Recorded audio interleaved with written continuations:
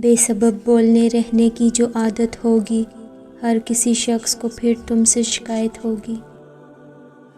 کچھ لوگوں کی عادت ہوتی ہے ہر بات میں طعنے مارنا، مذاق اڑانا یا حامی نکالنا۔ ایسے لوگوں کی باتوں سے پریشان مت ہوا کریں، کیونکہ کچھ لوگ بچھو کی طرح ہوتے ہیں اور بچھو کی فطرت میں ہمیشہ ڈنگ مارنا ہی ہوتا ہے۔ حیرت ہے کہ لوگ ہماری اچھائی کے بارے میں پوری تصدیق کرتے ہیں اور برائی پر بلا تصدیق اور بنا سوچے سمجھے ہی یقین کر لیتے ہیں۔ کچھ لوگ زہر اگلنے کے بعد بھی کہتے ہیں کہ میرا مطلب تمہیں تکلیف پہنچانے کا نہیں تھا۔ امانت صرف چیز یا رقم کی نہیں ہوتی، امانت راز کی بھی ہوتی ہے۔ اگر کوئی اپنے جذبات اور احساسات بیان کرے تو اس میں بھی خیانت نہ کریں۔ برائی کتنی بھی بڑی کیوں نہ ہو، پر اچھائی کے سامنے چھوٹی ہی ہوتی ہے۔ دنیا وہ ٹرین ہے جس کے ہر مسافر کی منزل موت ہے۔ رشتوں کو جوڑے رکھنے کے لیے کبھی اندھا، کبھی بہرا تو کبھی گونگا ہونا پڑتا ہے۔ نرمی اختیار کر کے آدھی زندگی محفوظ کیجیے، کیونکہ نرمی آدھی زندگی ہے۔ دوسروں کو ان کی اوقات یاد دلانے کے لیے ہم جن الفاظ کا استعمال کرتے ہیں وہ دوسروں کو ہماری اوقات بتا رہے ہوتے ہیں۔ اپنے دشمنوں کو اپنی کامیابی سے مارو اور اپنی مسکراہٹ سے دفناؤ۔ دنیا ایک دریا ہے جس کے مسافر لوگ ہیں، جس کا کنارہ آخرت اور جس کی کشتی تقویٰ ہے۔ گرگٹ نے بلا وجہ بدنامی مول لی ہوئی ہے۔ حقیقت تو یہ ہے کہ انسان سے زیادہ تیزی سے رنگ کوئی نہیں بدلتا۔ اگر زندگی عارضی ہے تو مشکلات بھی مستقل نہیں، اپنے رب کی شکر گزاری کرتے رہو۔ معزز بننا چاہتے ہو تو دوسروں کی عزت کرو، کیونکہ یہ کام معزز انسان ہی کرتا ہے اور یہی انسانیت کا کمال ہے۔ منافق بے اعتبار جھوٹے اور مطلبی رشتوں سے بہتر ہے انسان تنہا ہی رہ لے۔ درخت پر اوقات سے زیادہ پھل لگ جائیں تو اس کی ڈالیاں ٹوٹنا شروع ہو جاتی ہیں۔ انسان کو اوقات سے زیادہ مل جائے تو وہ رشتوں کو توڑنا شروع کر دیتا ہے۔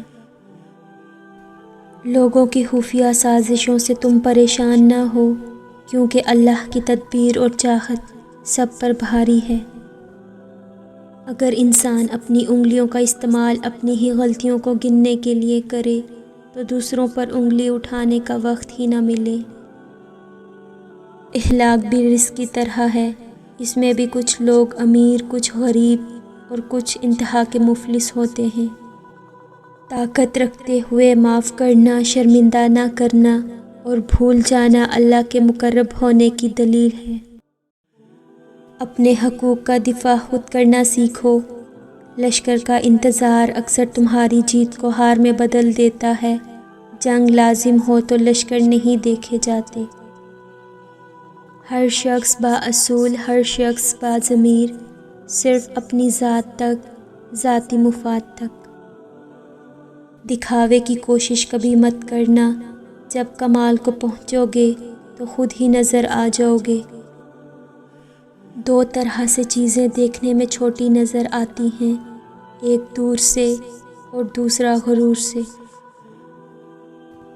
بھروسہ وہ نازک شیشہ ہے جو ایک بار ٹوٹ جائے تو دوبارہ نہیں جڑتا، اگر جڑ بھی جائے تو چہرے دو ہی نظر آتے ہیں۔